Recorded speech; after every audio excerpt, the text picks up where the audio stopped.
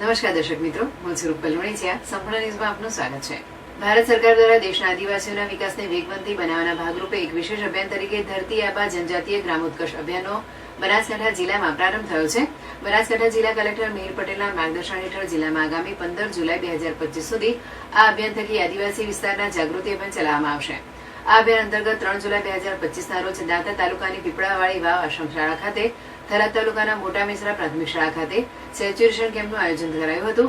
4 જુલાઈ 2025ના રોજ દાંતા તાલુકાની કુંવારસી પ્રાથમિક શાળા ખાતે, અમીરગઢ તાલુકાની ખુણિયા પ્રાથમિક શાળા તથા થરાદ તાલુકાની ભારોડ પ્રાથમિક શાળા ખાતે કેમ્પનું આયોજન કરાશે.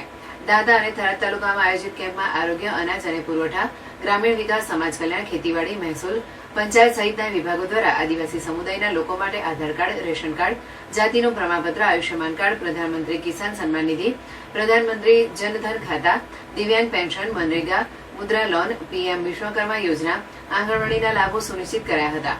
આ અભિયાન હેઠળ બનાસકાંઠા જિલ્લાના 5 તાલુકાના 167 ગામોના 1,91,896 આદિવાસી લોકોનો સમાવેશ કરાયો છે. અભિયાન અંતર્ગત આદિવાસી લોકોને વિવિધ યોજનાઓના લાભ અંગે જાગૃતિ લાવવા માટે ખાસ કેમ્પનો પ્રારંભ થયો છે. નોંધનીય છે કે ધરતી આબા જન ઉત્કર્ષ અભિયાન એ ભારત સરકાર દ્વારા આદિવાસી સમુદાયોના સર્વાંગી વિકાસ માટે શરૂ કરેલા એક મહત્વાકાંક્ષી પહેલ છે. આ અભિયાનનો મુખ્ય ઉદ્દેશ આદિવાસી વિસ્તારોમાં સામાજિક માળખાકીય સુવિધાઓ, આરોગ્ય, શિક્ષણ અને આજીવિકામાં રહેલી ખામીઓને દૂર કરી સર્વગ્રાહી અને ટકાઉ વિકાસ સુનિશ્ચિત કરવાનો છે.